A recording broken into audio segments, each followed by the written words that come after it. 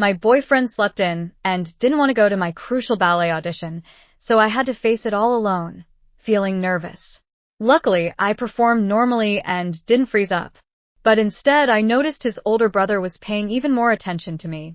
From Ash's perspective, the aroma of bacon and coffee filled the entire kitchen, rich and comforting, lingering in every corner of the room.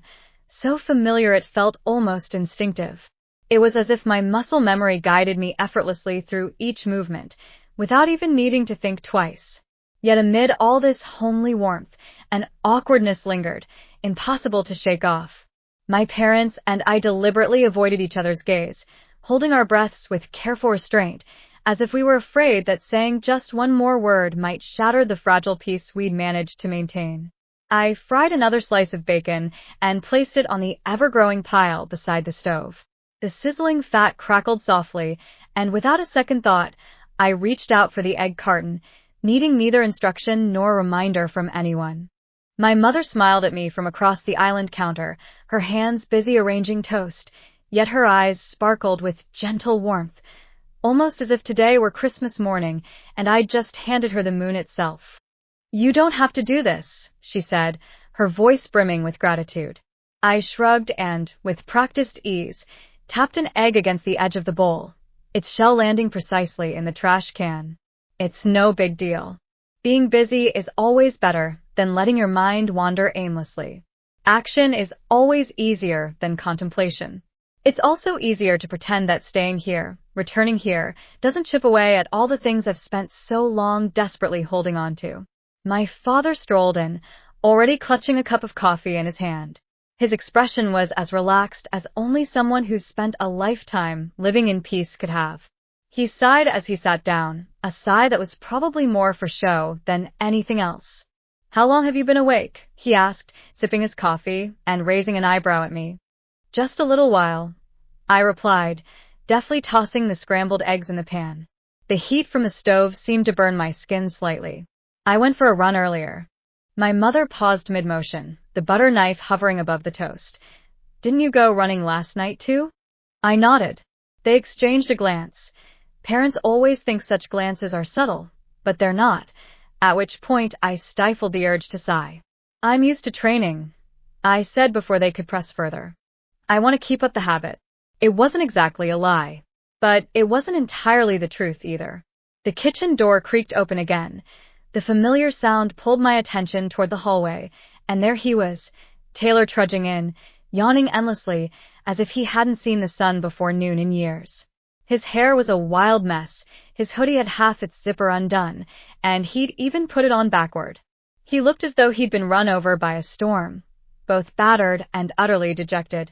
Seeing him like this made me inexplicably irritable, like having a tiny pebble stuck under my shoe sole, a trivial little thing, yet somehow deeply annoying. "Morning," I said, tossing the eggs vigorously in the pan and serving them onto a plate without saying a word. His voice still carried a heavy trace of sleepiness as he dragged the stool next to his father's and plopped himself down on it, slumping so deeply that it seemed as if gravity itself had taken a personal vendetta against him.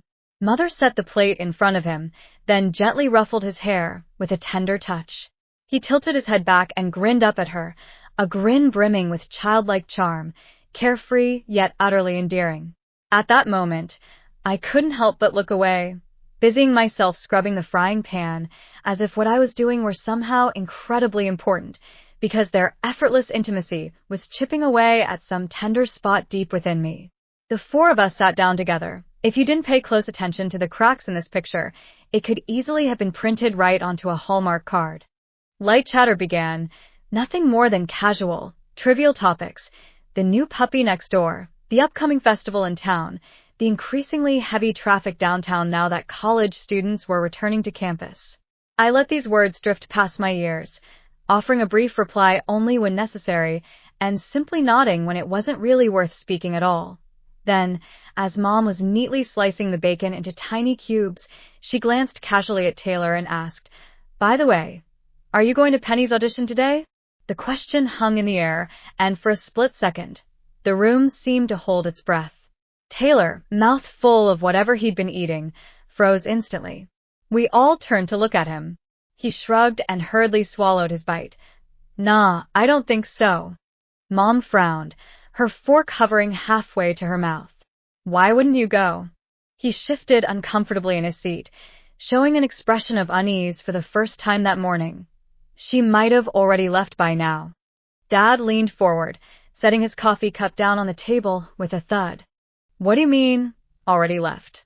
Didn't she say she needed a ride? Mom simply put down her fork, her attention now entirely focused on Taylor, her expression gradually shifting to one of growing concern. Her parents called us yesterday, remember? They're saying they're going on a long trip, so Penny's going to be home alone this week. I know, Taylor said, scratching the back of his neck as if stalling for time. She loves being able to focus, you know how it is. Maybe she doesn't want me hanging around and distracting her. His father frowned. So, she's planning to take the bus across town early in the morning, just to attend one of the most important auditions of her life? Taylor shrugged again, his nonchalant attitude making me clench my coffee cup tightly, barely managing to keep myself from blurting out something I'd regret later. She'll be fine, he said. I'll give her a call and wish her good luck. The silence that followed felt heavy, not loud, not angry.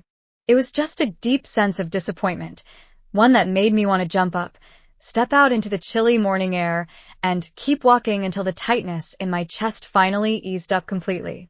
Mom shook her head gently and murmured softly, Poor kid. I didn't say a thing, I thought.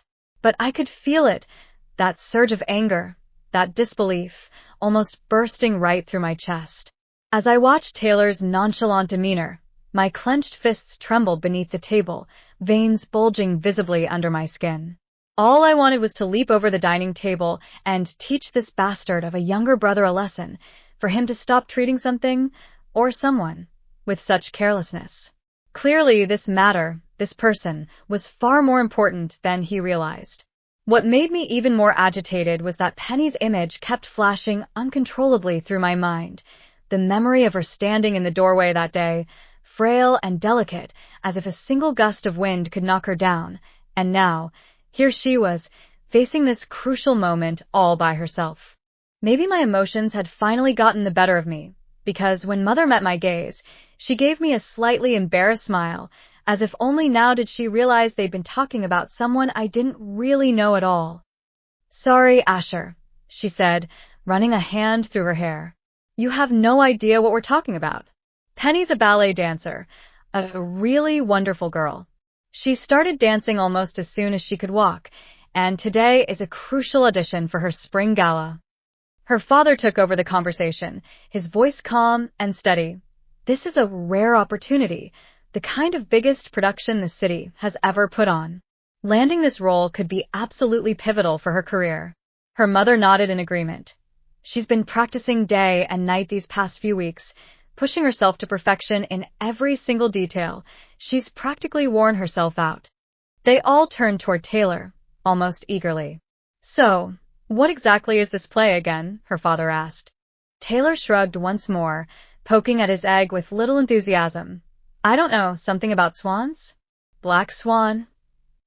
No, it's Swan Lake. Mom corrected him helplessly. He laughed. Yeah, that's it. Exactly right. I know the music. I've listened to her practice it countless times. It's just that I can't seem to remember the name. I slowly set down my coffee cup. The ceramic and wood clinked together with a deliberately soft sound. You don't even know what your girlfriend's most important opportunity of her life is called? Asked in a low voice. Taylor's face flushed slightly, but he just chuckled it off. I know what it is. It's just that I've forgotten the name. She knows how proud I am of her. Proud. So proud that she'd gotten up early in the morning, hopped on a cold bus all the way across town by herself to attend the most crucial audition, while he'd slept in late and planned to call her only afterward to wish her luck. My fist clenched beneath the table, my jaw muscles tightening so hard they made my teeth ache. I looked away, staring out the window. The morning sun was just struggling to climb over the rooftops. This shouldn't bother me at all. And honestly, it doesn't. I don't even know her. I have no idea what her dreams are, what struggles she's been through, or whether her hands tremble as she stands backstage, waiting for her turn to go on stage. I don't know how many hours she spent pouring her heart and soul into becoming good enough, strong enough, perfect enough to stand under those dazzling spotlights. But I do know what it feels like to fight desperately for something that no one else understands. I know what it's like to be utterly alone, fighting your battle all by yourself. Just thinking about her, small but stubborn and resilient, having to take this journey all by herself because the people who were supposed to support her let her down, fills my chest with a heavy stone. I abruptly push back my chair, sending its legs screeching across the floor. I'm going to take a quick shower, I mumble, grabbing my coffee cup and leaving without waiting for anyone to say a word. Because if I stay any longer, I'll say something I can't take back. Penny's perspective. The waiting room was thick with an air of tension, sticky and pervasive like humidity, dense and heavy, impossible to shake off. I sat cross-legged on the smooth wooden floor, my body sinking deep into the wood as I stretched, my head buried between my knees. The faint creaks of my muscles and joints seemed especially loud against the murmur of hushed conversations and the restless footsteps all around. The other dancers moved like ghosts, their faces pale and drawn, their bodies frantically and desperately, performing warm-up exercises, which made my own heartbeat quicken more and more. Some girls were quietly sobbing, heads bowed low, their hands trembling as they tied the ribbons on their pointe shoes. Others sat huddled against the wall, knees pulled up to their chests, faces buried in the sleeves of their sweaters. A petite, dark-haired girl, her hands shaking violently, rushed to the trash bin at the far end of the room and began vomiting. Her friend stood helplessly beside her, patting her back with a look that made my stomach twist uncomfortably. The door to the audition room was tightly shut. A deathly silence hung in the air as we waited. No one knew when it would open again, or whose name would be called next. All our hard work and relentless striving would soon boil down to those breathtaking 5 minutes under the spotlight. I closed my eyes and took a deep breath, yet the tension in my chest remained as intense as ever. As I raised my arms overhead and stretched them out, my fingertips trembled slightly. The stiffness in my spine felt like rust settling in, each stretch met with a faint resistance. I kept repeating to myself to stay calm, but I couldn't help thinking about the consequences of failing this audition. The nights I'd stayed up late, the wounds I'd endured, all of it would seem utterly meaningless. I had to remain razor-sharp. I had to focus completely. This was my one shot. I had to stay sharp. I had to stay focused. This was the goal I'd been working toward all along. Every early morning wake-up. Every late-night grueling practice. Every blister, every bruise, and every rehearsal that left my body so sore and stiff I could barely move. All of it has been leading up to this moment. With every breath I take, every stretch I make, and every time I firmly bend and straighten my fingers and toes in my worn-out dance shoes, I remind myself of this. I'm ready. At least, I'm willing to believe that I'm ready. On the other side of the room, the girl who'd just vomited was trying to take a sip of water, her hands trembling so badly she couldn't even hold the bottle steady.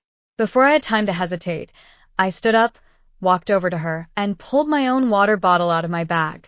Here, I said with a smile, my voice laced with encouragement. She looked up, her eyes wide and glistening, her pale face glowing faintly under the fluorescent lights. For a split second, I thought she'd reach out and take it, but then she shook her head, mumbled something indistinct, and suddenly bolted out of the room, her dance bag bumping against her legs as she ran off into the distance. The heavy door slammed shut behind her. A few girls exchanged glances, but no one spoke. We all understood. Sometimes, no matter how much you long for it, fear will always prevail. I slid back down onto the floor, switched to a different stretch, and exhaled slowly, trying to push away the tension in my chest. But it was so hard. It was impossible not to be swept up by the mounting tension that seemed to intensify with every passing second in the room. It was impossible not to wonder if the next person called out would be my name.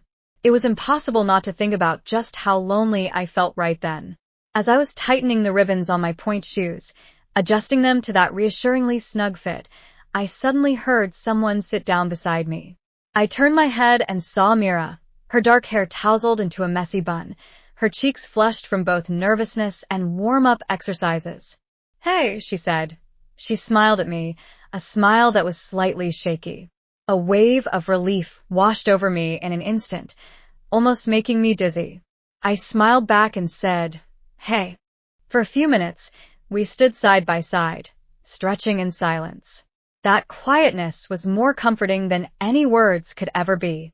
We were both lost in our own thoughts, repeating the movements that had long since become second nature to us. After a while, Mira nudged me gently with her knee and gave me a mischievous grin. "My right shoe is trying to kill me," she whispered. "I think half my toes are going to fall off before I even step onto the stage." I couldn't help but chuckle softly. "At least you'll have a great story to tell about your struggle," I replied in a hushed voice, tugging at the elastic band of my point shoes to adjust the fit. "You can tell everyone you made it through Swan Lake on just 3 toes and sheer guts." She let out a soft laugh. Her voice was faint yet genuine. In that moment, the tight knot in my chest finally began to loosen. Just having her by my side made it easier to breathe. It had always been this way. As we fell silent again and resumed our stretching, I glanced at her, and suddenly an unexpected wave of sadness washed over me. "My parents are heading out of town for a conference," I said casually, as if it didn't matter at all, as if it weren't heavier than my dance bag. "They'll be gone for a whole week. If you're free, would you like to come over and hang out at my place?" Myra's expression softened, but she shook her head with a hint of apology. "I'd love to," she said. "But our family's also going on a trip. It was decided at the last minute." I froze, staring at her in disbelief. "Really?" She nodded, tucking a stray strand of hair behind her ear. "We've got a week off after the audition, and my parents think it's a perfect opportunity. We're driving to North Carolina to visit Grandma and Grandpa." I forced a smile, though somewhere deep inside me, my heart had already begun to sink. "That's awesome," I said, meaning it sincerely, even if it meant I'd be even lonelier. Mira grinned brightly. "Yeah, I'm so excited. It's been ages since we've seen them, since last summer." I gently squeezed her hand, grateful for her honesty and for the fact that she never pretended. "You're going to have such a great time," I said, meaning it just as deeply. Before she could reply, the door creaked open and a volunteer stepped in, clipboard in hand. "Mira Rivas." Myra's body went rigid, her face paling instantly, but still, she stood up, her eyes glowing with a determination that filled me with ever-growing admiration. Her hands trembled as she smoothed out the creases on her tight-fitting pants. I also stood up and gave her a tight hug. "You've got this," I whispered softly, pressing my face against her shoulder. She hugged me back just as tightly, her breath trembling slightly, then let go of me, straightened her spine, and seemed to be preparing herself not for the stage, but for battle. "See you later," she said, in a voice so soft yet so brave. I nodded, smiling as I watched her walk toward the door. Her back was perfectly straight, her chin held high, her hands clenched tightly at her sides. The door closed behind her, and suddenly the room felt much emptier. The weight became even harder to bear. The silence pressed down on me, making it hard to breathe. I sat back down on the floor, stretched my legs wider still, pressed my palms flat against the ground, and began to breathe slowly, counting in time to calm myself. "I can do this." Time slipped by quietly, whispered, tread lightly, stretching silently, and murmuring words of encouragement. Fewer and fewer people remained in the waiting room. With each name called, with every girl who stepped out and never came back, the space grew emptier and emptier. I've been holding the stretch, my muscles trembling from maintaining the same position for so long. My heart beats heavily and slowly, struggling to focus, striving to stay sharp, even as the sun gradually sets, casting a deep golden hue across the distant wall through the tall windows. Mira still hasn't come back. No one has come back. There's just a never-ending stream of names called out, responding, then leaving. And yet, my name has never been uttered. I flex and extend my toes on the floor. The arches of my feet begin to ache faintly. My palms press against the cold wood, and I take deep breaths, fighting against the tightness between my ribs. It's okay. They probably just called someone at random. The fact that half the girls have already left while I'm still here, waiting and stretching, it doesn't mean anything. I pretend not to notice how the room seems to shrink with each passing second, but deep down, a stubborn, nagging worry began to gnaw at my thoughts. What if Mrs. Loretto had forgotten to sign me up? What if something went wrong? What if my name wasn't on the list at all? I bit hard into the inside of my cheek, tasting the metallic tang of blood, and forced myself to push these thoughts aside. I'd come this far. I couldn't fall apart now.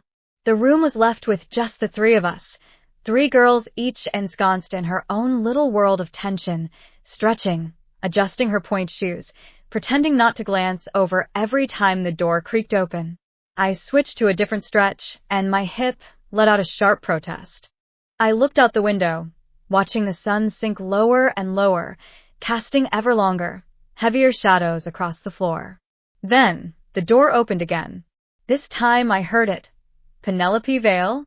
My heart suddenly raced so fast that it felt like it was about to burst, squeezing my chest so tightly I could barely breathe. It seemed as if it were trying to leap out of its confines, slamming against my ribs with a searing pain. I shot up from my seat, nearly stumbling in the process. My dance bag slipped off my knee and hit the floor with a loud thud. "Ready," I blurted out, my voice too loud, too hurried. The volunteer gave me a gentle smile and stepped aside to open the door. I grabbed my water bottle and my phone, checked the number badge pinned to my chest, then took a step into the long, echoing corridor beyond the threshold. The sound of my pointe shoes clicking against the tiled floor reverberated all around me, too loud, too sharp.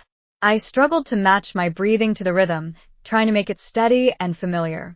The corridor seemed to stretch endlessly on either side, lined with framed posters and faded photographs. In the distance, the heavy double doors leading to the audition room stood slightly ajar, a sliver of light slanting across the floor. I pushed open the door and stepped into this vast space, my eyes squinting from the sudden burst of light. The stage was bigger than I could ever have imagined, larger than any stage I'd ever performed on, stretching out beneath a soaring dome. The polished floor gleamed under the glow of rows of overhead lights. At the far end of the stage, behind a long table draped in black cloth, the judges sat waiting. There were 5 of them, expressionless, each holding a pen in their hand, their gazes sharp and unwavering, never blinking. I walked to the center of the stage, my heart pounding so fiercely it felt as if it might shatter my ribs. I took my position, my hands trembling slightly as I raised them into first position. Then the music began, a gentle flow of strings, delicate yet achingly poignant. My body responded before my thoughts, before any panic or fear could take hold. It simply moved. I leapt into the dance. I poured everything into it, the moments, the bruises, the blisters, the tears. Every breath, every heartbeat, every fragment of myself. I let the music guide me, executing the opening movements, my arms stretching wide, my legs extending with crisp precision, my chest rising proudly as I leapt into the air, spinning and jumping, fully immersed in the story. My muscles burned with a searing pain. Each landing, each rise onto the tips of my toes seemed to scream in protest. Yet I pushed through, breathing despite the burning and the ache. The judges remained utterly silent, motionless.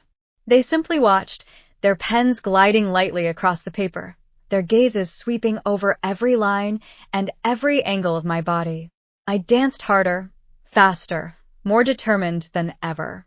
As the music reached its final crescendo, I executed the last set of movements, my legs slicing through the air, my arms soaring high above my head, my final spin executed with flawless precision, bringing the performance to a perfect close. I froze in the final pose, a leg stretched back, chest lifted high, arms gracefully raised above my head. Hold it. Hold it. Hold it. I strained with all my might. My chest heaved violently, and the burning pain in my muscles threatened to tear through my skin. Yet I remained perfectly still, like a statue carved from flesh and sheer willpower. As the last note faded into silence, I slowly lowered my arms. The world around me surged back into focus, and the sound of my own breathing roared in my ears. I turned toward the judges. My heart was still racing, but for the first time, I saw it. They were wearing faint smiles. Subtle, discreet, but unmistakable. And yet, earlier, they'd never once smiled. A wave of profound relief washed over me, leaving me nearly unsteady on my feet. Still, I managed to steady myself, straightening my shoulders and lifting my chin. I did it. I gave it my all. I bowed deeply, with graceful posture, and whispered, "Thank you." My voice remained steady, though my legs felt as if they might give way at any moment. They nodded in response, their pens still gliding across the paper, while the volunteer made a gesture toward the side door. I stepped off the stage, my steps slow yet firm, my heart feeling as though it had floated right up to the top of my head. The moment the door closed behind me, I finally let out a long-held breath. My palms pressed against the cold metal door, and my eyes burned with unshed tears. I'd done it. I'd really done it. No matter what the outcome, no matter whether I'd been selected or not, I knew deep down that I'd given it everything I had. But as I leaned against the cold door, listening to my own rapid breathing echo through the hallway, an uneasy feeling began to churn within me. Was that subtle smile from the judges a sign of genuine approval, or merely politeness? And right now, where is that figure who should have been here?